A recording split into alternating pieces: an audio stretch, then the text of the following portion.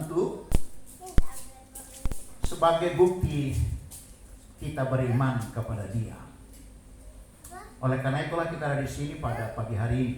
Nah, pagi hari ini kita mau belajar supaya kita mendapat kekuatan yang baru, yaitu tentang kenaikan Tuhan kita Yesus Kristus Tuhan. Untuk apa Dia naik? Kenapa Dia naik? Ini pelajaran bagi kita. Saudara, Dia naik berarti Dia pernah rendah, pernah Dia turun.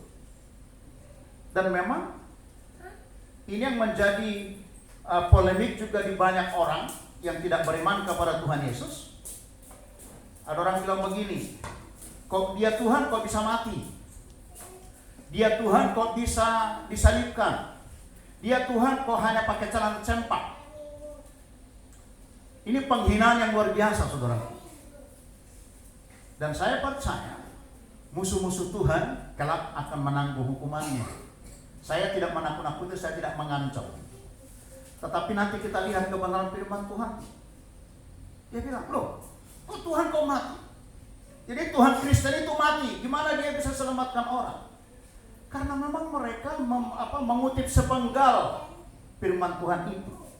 Dia tidak tahu bahwa firman Tuhan berkata, Yohanes pasal 6, kalau saya tidak salah katakan di sana, Dia datang untuk melakukan kehendak Bapa. Ya kan? Dia datang untuk melakukan kehendak Bapa. Kehendak Bapa supaya Yesus itu direndahkan serendah-rendahnya. Supaya apa Dia direndahkan serendah-rendahnya? Supaya Dia bisa menebus orang yang mengalami hidup juga yang serendah-rendahnya, mengalami hidup yang sehina-hinanya. Makanya Tuhan kita Yesus luar biasa. Maka saya bilang ini, kalau ada orang meninggalkan Tuhan Yesus, dia adalah orang yang paling celaka di muka bumi. Kenapa? Dia direndahkan serendah-rendahnya, tujuannya sekali lagi supaya dia dapat menanggung dosa. Orang yang mengalami hidup dalam kehinaan, mungkin direndahkan karena dia miskin, mungkin direndahkan karena dia mungkin kurang cantik, kurang ganteng, mungkin direndahkan karena dia mungkin kurang pendidikan. Tapi Yesus masuk ke sana. Untuk apa? Untuk mengangkat orang yang dianggap dunia tidak berarti, bagi Tuhan dia berarti. Haleluya. Nah, ini saudara membuat kita semangat, membuat saya pribadi semangat. Saya tetap semangat menghidup Tuhan. Kenapa? Karena saya tahu saya pun dulu tidak masuk hitungan. Berulang kali saya katakan di antara kita yang hari ini, akulah manusia yang paling berdosa. Akulah manusia yang paling bejat. Tapi orang desa ini, orang yang tidak berarti ini, Tuhan bisa angkat menjadi hambanya. Siapa saya? Nah, untuk itulah direndahkan. Tetapi saudaraku, dia hanya seketika direndahkan. Tidak lama dia direndahkan. Tetapi ketika dia direndahkan, karena dia sadar, aku direndahkan untuk melakukan kehendak Bapa. Mari kita lihat sebentar supaya kita punya tuntunan. Yohanes 6 ayat 38, saudaraku. Ya. Yohanes 6 ayat 38. Kita harus ada rujukannya. Jadi bukan hanya mungkin kita hanya sekedar ketawa, sekedar tepuk tangan, tapi kita harus punya rujukan. Karena firman itulah yang memerdekakan kita. Firman itulah yang menopang kita. Firman itulah yang menciptakan segala sesuatu yang tidak ada menjadi ada. Jadi firman harus menjadi rujukan. Bukan filsafat, bukan kata-kata tua-tua dulu. Seringkali orang kan kalau udah pesta apa? Seperti songon hatani nah tua-tua. Orang Kristen kok kutip itu sih? Apa nah tua itu orang bertobat enggak? Apa yang kutip-kutip itu? Kutiplah firman Tuhan. Seperti kata firman Tuhan kan clear. Kadang-kadang mereka tidak tahu siapa itu nah tua-tua itu. Dukun. Para sibaso bahasa Batak. Orang yang kesurupan, itu yang mereka bilang nah tua-tua itu.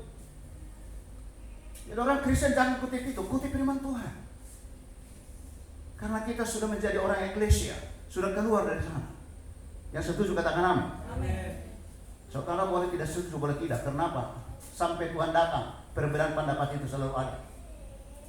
Contoh, yang baik pun kau lakukan belum tentu baik di mata saudara. Betul apa betul? Ya. Yang baik kau lakukan belum tentu baik di mata orang lain. Kenapa? Karena manusia punya pemikiran masing-masing. Tapi kalau kita tunduk kepada firman Tuhan, pasti apa yang baik kau sampaikan karena firman Tuhan, semua orang yang tunduk firman Tuhan akan setuju itu.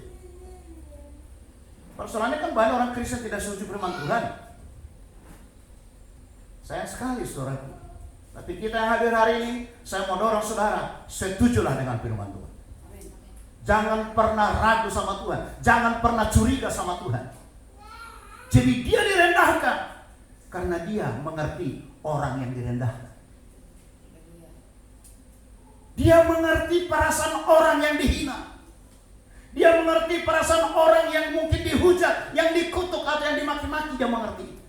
Maka dia datang ke sana. Untuk apa? Untuk melakukan kehendak Bapa. Ayat ini berkata, Yohanes pasal 6 ayat 38, ini pengantar aja bagi kita. Coba kita baca sama-sama, 3, 2, 1 ya. Sebab aku telah turun dari sorga bukan untuk melakukan apa? Kehendakku, tetapi untuk melakukan kehendak Dia yang telah mengutus aku. Dia tinggalkan sorga, direndahkan serendah-rendahnya. Maka saudara kalau direndahkan karena firman Tuhan, jangan saudara menangis. Kalau saudara dihina karena firman Tuhan, jangan menangis. Kalau saudara direndahkan karena melakukan firman Tuhan, jangan kecewa. Kalau saudara direndahkan karena firman Tuhan, jangan marah. Yang setuju katakan amin. Terlalu banyak orang Kristen pengecut akhir-akhir ini. Banyak orang Kristen pengecut. Nanti apa kata orang? Dia lupa nanti apa kata Tuhan. Kita yang hari-hari ini belajarlah apa kata Tuhan. Kalau saudara mau ditinggikan kelak, kalau saudara mau berdampingan dengan raja dan segala raja kelak dalam kerajaannya, saudara harus rela direndahkan oleh karena kebenaran. Terlalu banyak kita ini mempertahankan harga diri.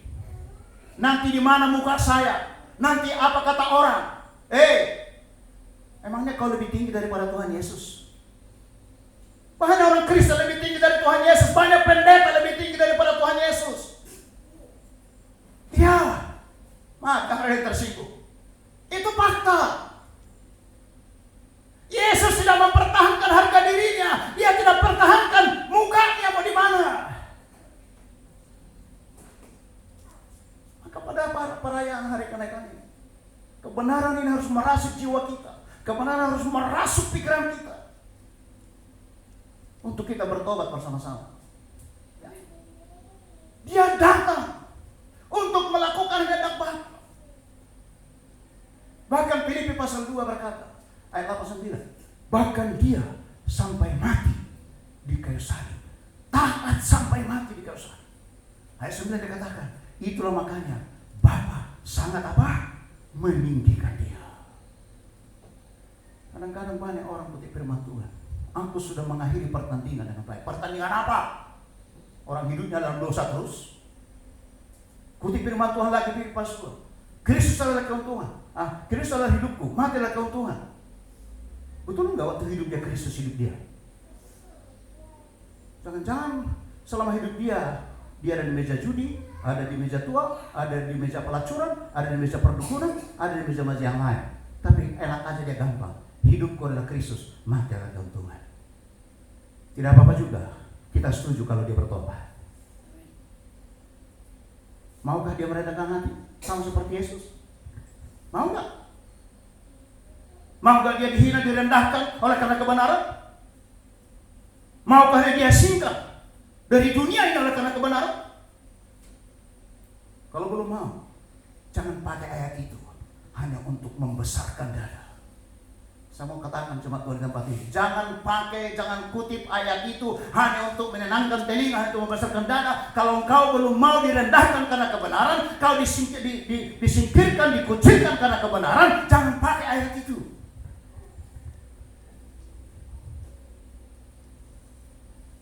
Dia bungakan uang, tapi kalau mati nanti ke surga. Siapa bilang dia bungakan uang ke surga? Kerjaan yang mabuk, kerjaan yang judi, kerjaan nonton film porno, kerja main game. Katanya kalau mati ke surga, siapa bilang? Orang main game melayani Tuhan atau melayani game? saya mau tanya, jawab. Main game atau melayani Tuhan? Mana? Dengarkan saudara baik. Orang yang suka main game, yang terikat game, dia akan susah mendengarkan suara Tuhan. Mentok. Karena jiwanya sudah dipakari game itu. Mungkin orang kaget apa yang saya katakan ini. Enggak usah kaget. Makanya saya berulang kali juga, Tuhan ingatkan. Nonton film-film yang keras-keras itu tidak baik. Itu bisa menjadi memori dalam pikiran kita. Jadi bukan firman Tuhan yang ada dalam memori kita, tapi kekerasan dalam film-film itu. Minggu ini saya diingatkan Tuhan dalam perkara itu. Saya bilang, Tuhan, aku bertobat. Karena memang saya suka film perang. Karena jiwa ini, jiwa muda, jiwa perang. Saya bilang, Tuhan, aku ampun. Saya bilang, tidak lagi. Kenapa? Memang tidak mudah. Karena dunia ini tawarannya begitu menawar. Ya kan? Dunia ini menawar loh. Coba lihat berapa banyak orang tertipu oleh iklan-iklan di apa? Di televisi, iklan-iklan di HP. Berapa banyak orang tertipu? COD lah. Tak apa lagi kan? Apa lagi? Pinjol lagi? Apa tuh? Pinjaman? Ya kan? Banyak orang terjebak. Baru-baru ini saya dengar ini, maaf saudara. Baru-baru ini saya dengar. Ya mudah-mudahan dia dengar juga. Mudah-mudahan dia putar ini video ini. Ada keponakan keponakan kandung saya saudara, yang pernah menolak kami datang ke rumah. Udah puluhan tahun, sejak kecil kami sudah pisah. Tapi kami katakan kami mau datang ke rumahmu. Apa dia bilang? Pintu tidak terbuka buat sekalian. Baru-baru ini saya dengar, menantu saya itu sudah pensiun dari Astra, PT Astra di Jakarta. Mereka tertipu, jual rumah, jual mobil. Dan mereka sudah pernah jalan-jalan ke Jepang karena berkat Tuhan. Tapi sekarang mereka harus kontrak rumah. Kenapa? Karena tipuan online. Hanya saudaraku, kalau saudara suka-suka itu, bertobatlah. Ya, mari kita melakukan kehendak Tuhan. Amin. Haleluya. Nah, rujukannya hari ini. Ini hari kenaikan. Mari kita lihat rujukannya saudara. Ya. Untuk apa dia naik? Terus kenapa dia naik? Saya bilang gini, banyak orang juga nggak percaya ini saudaraku. Sekalipun dia Kristen belum tentu percaya. Dengarkan baik, belum tentu percaya. Kalau dia percaya pasti dia akan meninggalkan dosa. Dia meninggalkan dosa bukan karena takut masuk neraka saudaraku, tapi kita meninggalkan dosa karena kita mengasihi Tuhan. Sekali lagi saya mau bilang, jangan engkau meninggalkan dosa karena takut tidak masuk surga. Tapi tinggalkanlah dosa karena kau cinta Yesus. Jadi konteks ini harus kita ganti, harus kita mengerti. Kalau kau takut tidak masuk surga, maka kau meninggalkan dosa, kau dibayang-bayangi hukuman. Kau tidak sejahtera. Tapi kalau kau meninggalkan dosa karena kau cinta. Misalnya gini, karena saya cinta sama ibu ini ibu pendeta ini. Ya saya tidak main mata dengan perempuan yang lain. Karena saya cinta. Kalau ada perempuan lain pun main mata sama saya tutup mata supaya jangan kulihat kan. Tapi kalau aku tidak cinta sama dia, bisa juga kan bersiul kan gitu. Jadi cinta mengalahkan segala-galanya. Cinta itu membuat kita benci dosa. Ya. Nah, sekarang kita masuk kepada intinya hari kenaikan Tuhan Yesus. Mari lihat Mazmur 110 ayat 1, 2 dan ayat 4. Mereka suka firman ini. Amin. Suka, senang firman Tuhan ini. Amin. Ya, kalau saudara nggak senang nggak apa-apa juga. Ya kan? Kebetulan ruang ibadah ini kan belum ada pintunya. Masih bebas saudara keluar masuk. Tapi saya bilang jangan tinggalkan Tuhan Yesus. Ya, kalau kau tinggalkan, jangan gini, jangan lukai hati Tuhan Yesus, jangan sakiti hati Tuhan Yesus. Mari kita berjuang senangkan hati Tuhan Yesus. Kalau kau tidak suka firman Tuhan, engkau sedang melukai hati Tuhan Yesus. Baik, Mazmur 110 Ayat 1, 2, dan ayat 4. Jadi kita kutip aja beberapa ayat pendukungnya. Baik, kita baca sama-sama. 3, 2, 1, ya. Mazmur Daud. Demikianlah firman Tuhan kepada Tuanku, duduklah di sebelah kananku sampai kubuat musuh-musuhmu menjadi tumpuan kakimu. Ayat 2. Tongkat kekuatanmu akan diulurkan Tuhan dari Sion. Pemerintahlah di antara musuh. Ayat 4. Tuhan telah bersumpah dan Dia tidak akan menyesal. Engkau adalah imam untuk selama-lamanya. Menurut Kisah. Iya, saudaraku, dikatakan di situ. Demikianlah firman Tuhan, duduklah sebelah kananku supaya kubuat musuh-musuhmu menjadi tumpuan kakimu. Nah, saudaraku, perhatikan ayat ini. Siapa yang membenci Tuhan Yesus, siapa yang menghina Tuhan Yesus, percayalah suatu saat dia akan dipermalukan. Pas. Kenapa? Karena dialah raja dari segala raja. Dia naik ke surga menyatakan bahwa dialah raja di atas segala raja. Dia lahir menyatakan kerajaannya. Dia mati menyatakan kerajaannya. Dia bangkit menyatakan kerajaannya. Dia naik ke surga juga menyatakan kerajaannya. Dialah raja di atas segala raja. Oleh karena itu gak usah sembah raja-raja kecil lah. Sembahlah raja dari segala raja. Haleluya. Tak mengerti maksud saya? Raja-raja kecil. Suatu ketika ketemu saya dengan menantu kami. Memang dia sopan lah ya, saya senang. Mereka suami istri sopan lah sama kami gitu ya. Terus dia bilang begini, Horas Raja Bulung gitu kan. Dia bilang Horas Raja Bulung. Ya, satu sisi tidak mungkin kau sakiti hatinya karena itu ketulusannya, ya kan? Tapi ada Raja Bulung, yaitu Yesus Kristus Tuhan. Dan saya tidak mau mencuri kemuliaan Raja dari segala raja itu. Dialah Raja Bolon, dialah Raja Maha Besar. Jadi ketika dia bilang saya Raja Bolon, kan berarti kan saya Raja Maha Besar. Enggak lah, Raja Maha Besar adalah Yesus Kristus Tuhan. Sepakat? Ya, harus sepakat. Kalau saudara nggak sepakat, maka kehadiran saudara di tempat ini hari ini tidak memuliakan Tuhan. Dialah Raja dari segala raja. Itu makanya dia naik. Kalau dia manusia biasa, orang berdosa, dia nggak mungkin naik. Bahkan dikatakan di situ apa? Duduk di sebelah kanan. Itu apa artinya? Banyak orang bilang begini, kalau orang meninggal, dia sudah duduk di sebelah kanan. Kadang-kadang saya ketawa, kadang-kadang kami bisa debat kecil-kecil sama pendeta ini. Ya, loh. Apa iya? Apa dasarnya? Apa iya? Orang itu mau direndahkan oleh karena kebenaran. Yesus duduk sebelah kanan Bapa, itu artinya apa? Tanda penghormatan spesial. Tanda penghormatan yang luar biasa dari Bapa di surga. Kenapa? Karena dia merendahkan dirinya sampai mati. Sampai taat dan mati di kayu salib. Mengosongkan diri. Tidak mempertahankan haknya sebagai Tuhan. Maka dia duduk sebelah kanan Bapa. Ini kebenaran. Kalau ada yang protes ke surga aja. Jangan protes pendeta. Itu kehormatan.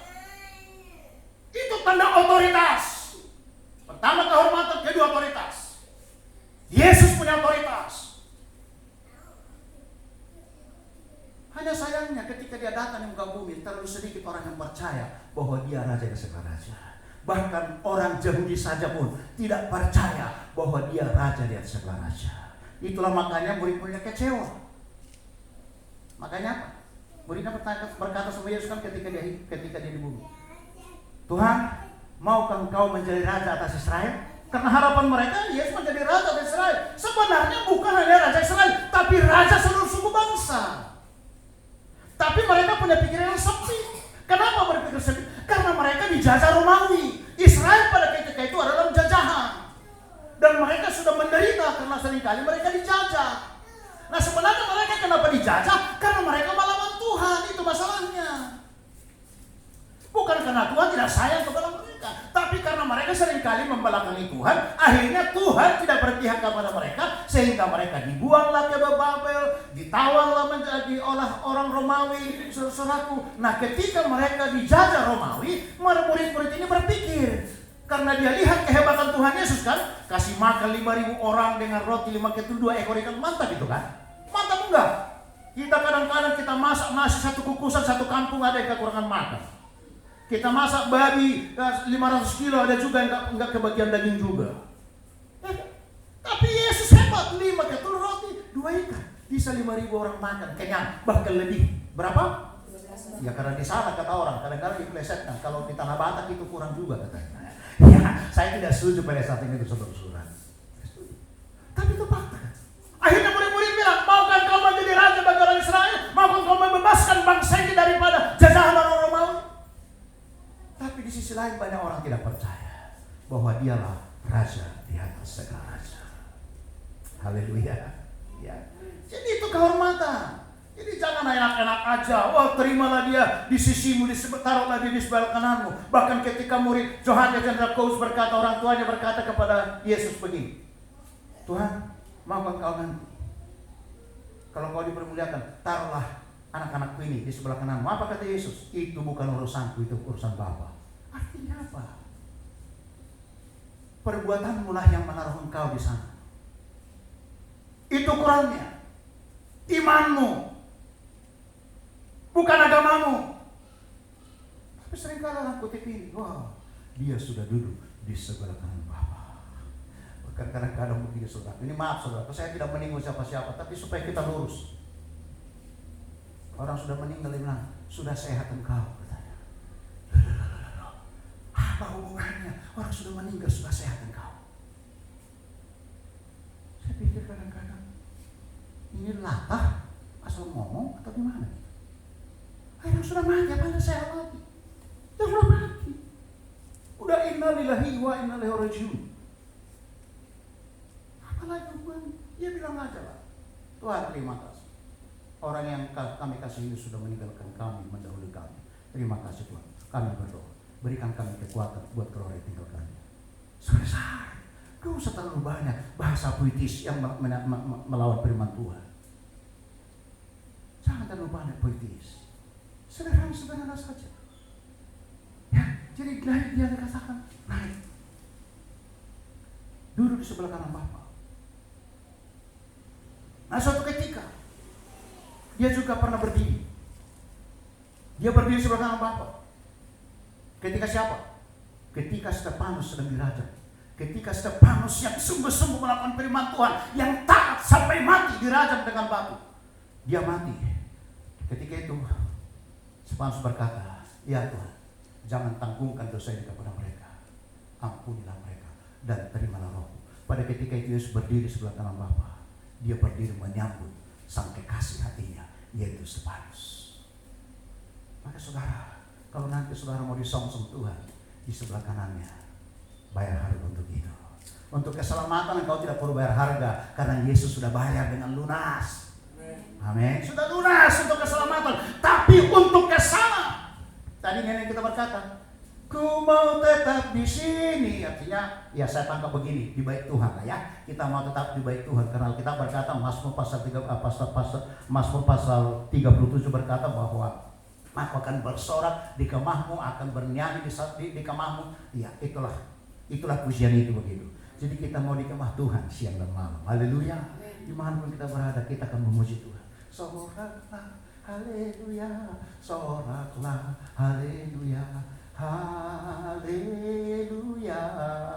Kasihlah kalau saudara memuji-muji Tuhan, adapun masalah dan persoalan, semuanya itu akan ringan. Kenapa? Karena ada Yesus di sana. Jadi saudaraku, dia pernah berdiri menyambut hamba yang luar biasa, namanya Stefanus. Saudara nanti ketika meninggal mau disambut oleh Tuhan Yesus, lakukanlah kehendak Bapa. Lakukanlah kehendak Bapa. Jangan terlalu sibuk melakukan kehendak dunia ini. Amin. Seperti apa itu? Nah, kita lihat sebentar, saudaraku. Karena kalau nanti diterjemahkan semua nggak habis sampai besok. Ini bukan seminar, ya kan? Setuju ya? Tapi kita mau ngerti dulu. makna kenaikan Tuhan Yesus itu. Oke, mari langsung aja kita lihat ayat 4. Ya, ayat 4. Oke. Tuhan telah bersumpah dan tidak akan menyesal. Artinya apa? Dia tidak akan mengubah janjinya. Kalau dia sudah berfirman ya dan amin, pasti dia tidak bisa mengubah. Artinya, oh ini nggak cocok, kita ubah lagi ya. Oh jangan, nggak cocok, kita ubah. Enggak, Tuhan itu tidak pernah berubah. Itu maka ada niat-niat. Tuhan Yesus tidak berubah, tidak berubah. Jadi firman ya dan amin. Makanya saudara sebagai orang percaya, jangan pernah melenceng dari firman Tuhan. Jangan pernah lari dari firman Tuhan. Pegang firman Tuhan erat-erat apapun harganya. Sekalipun nyawa kita hilang oleh karena kebenaran. Terimalah itu. Supaya apa? Supaya kau dipermuliakan setelah kau melakukan kehendak Bapa. Ingat itu. Amin. Ya, tapi kalau kau melakukan kehendak tetangga, bahaya kau. Ya kan? Kalau kau kan kehendak tetangga, ada, nanti kita lihat aja. Oke, ya. Jadi dia tidak pernah menyesal. Dia tidak pernah menyesal memilih saudara di JKI Rumah Doa di tempat ini.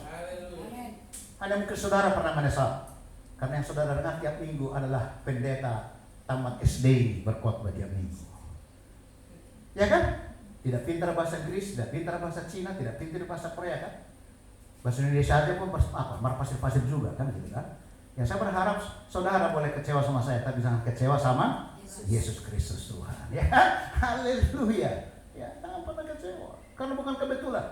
Enggak ada kebetulan. Hanya orang yang tidak beriman menganggap itu kebetulan. Tidak ada yang kebetulan. Penderitaan sekalipun, sakit penyakit pun bukan kebetulan. Ada rencana Tuhan di balik semua itu. Haleluya. Percayalah sama saya. Kalau saudara melihat pencobaan itu sesuatu yang biasa, maka dari pencobaan itu saudara akan naik satu tingkat. Karena ingatlah, dalam lembah pun Tuhan ada di sana. Di dalam bumi yang paling dalam pun Dia ada di sana. Artinya Dia Maha Tahu. Ya. Jadi katakan tidak akan menyesal. Dia tidak pernah ingkar janji. Harus katakan, engkau adalah imam untuk selama-lamanya menurut siapa? Menurut Melkisedek. Nah, saudaraku, kita harus ngerti ini. Dia menjadi imam selama-lamanya. Tadi dia menjadi raja, tapi sekarang menjadi imam. Jadi Yesus itu memiliki hak prerogatif dua, raja dan menjadi imam. Raja itu memutuskan segala sesuatu. Menjadi imam, menjadi perantara. Tapi dikatakan di situ menurut peraturan Melkisedek. Ada dua peraturan dan itu sampai hari ini membahayakan banyak orang Kristen. Ada peraturan Raja Sodom, ada peraturan Melkisedek. Nah ini aja kita bahas minggu depan, hari Minggu kita lanjutkan saudara. Tapi dua ini kita bahas dulu. Ada peraturan Raja Sodom, ada peraturan Melkisedek. Nah sekarang yang mana ini mau kita ikut? Peraturan Melkisedek atau peraturan Raja Sodom? Tapi seringkali tanpa sadar banyak gereja mengikuti ya dua-duanya barangkali, dua-dua. Peraturan Raja Sodom dan peraturan Melkisedek. Tentu kan nggak bisa. Tuhan kita kan Tuhan yang cemburu.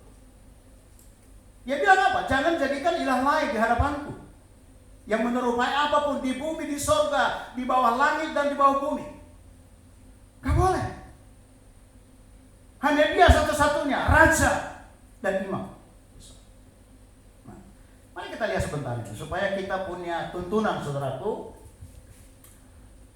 Karena saudara datang beribadah kepada Raja Maha Besar, bukan datang beribadah kepada organisasi JKI saudaraku, tapi saudara beribadah kepada Raja Maha Besar. Karena tadi katakan apa? Kau menjadi imam untuk selama-lamanya. Jadi Yesus itu menjadi imam selama-lamanya bagi seisi dunia ini. Makanya saya bilang kalau ada yang meragukan itu bahaya. Tadi kita sudah singgung, yang hina-hina Tuhan Yesus, percayalah, tunggu aja tanggal mainnya. Lawannya bukan si Maruli, lawannya adalah Raja di atas segala raja. Itu makanya saudara jangan balas kejahatan dengan kejahatan. berikanlah pembalasan itu kepada yang punya hak, yaitu siapa? Yesus. Kalau ada saudara diperlakukan tidak baik, senyum saja. Tuhan terima kasih, dia sedang berhadapan dengan engkau. Saudara dihina, bilang Tuhan terima kasih, dia sedang berhadapan dengan engkau. Karena hakmu lah melakukan pembalasan. Amin. Bilang sama kiri kananmu, jangan balas kejahatan dengan kejahatan. Yang semangat. Gimana? Sampai tadi pagi masih begitu pikirannya? Mau ke sini? Enggak kan? Puji Tuhan. Jangan ambil haknya Tuhan. Seringkali kita ambil haknya Tuhan, makanya kita bermasalah terus. Dengarkan baik-baik. Jangan pernah ambil haknya Tuhan, haknya Raja dan segala Raja. Kalau saudara tidak mau punya masalah terus-menerus, kalau saudara mau tidur kenyang, nggak perlu makan obat tidur. Serahkan hak itu kepada Tuhan. Kadang-kadang kita ini susah tidur karena apa? Karena kita ambil haknya Tuhan. Ya iyalah, masa haknya Raja dan segala Raja kita ambil? Enggak lah, nggak boleh itu. Ya, oke. Ini dia dikatakan imam untuk selama-lamanya. Selama-lamanya, dari selama-lamanya sampai selama-lamanya. Saya bilang dahsyat. Setuju dahsyat? Kalau enggak, kalau saudara tidak setuju berarti imanmu belum sampai ke sana. Tapi kalau imanmu sampai ke sana, dengarkan firman ini supaya diterangkan Roh Kudus bagi kita. Oke. Menurut siapa? Menurut kita sinode? Menurut pendeta? Menurut ahli teologi? Enggak. Kadang-kadang ahli teologi pun kadang-kadang bisa berseberangan. Maklumlah, otak kita ini kan terlalu banyak lah, mungkin kamar-kamarnya. Jadi kadang-kadang firman Tuhan pun kadang-kadang kita enggak semua sependapat. Ya, saudaraku, ayat ini 1000 tahun sebelum Tuhan Yesus datang. Bayangkan, hebat kan? Itu makanya Alkitab ini murni. Kalau ada orang menyaksikan firman ini, saya bilang berarti dia sanksi juga tentang surga bagi hidupnya. Nah, kita lihat ini peraturan Melkisedek ini. Mari kita lihat kembali kita sejenak Kejadian pasal 14.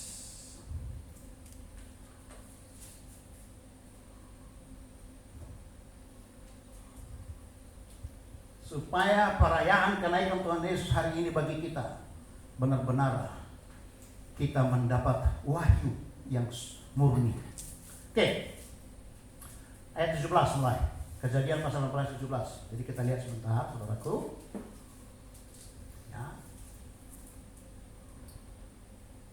Ini dia.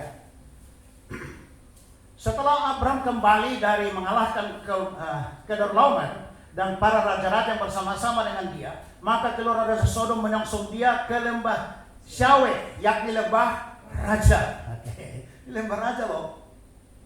Ya, oke, terus Melkisedek raja Salem membawa roti dan anggur. Ia seorang imam Elohim yang maha tinggi. Nah, tadi raja Sodom datang, ya,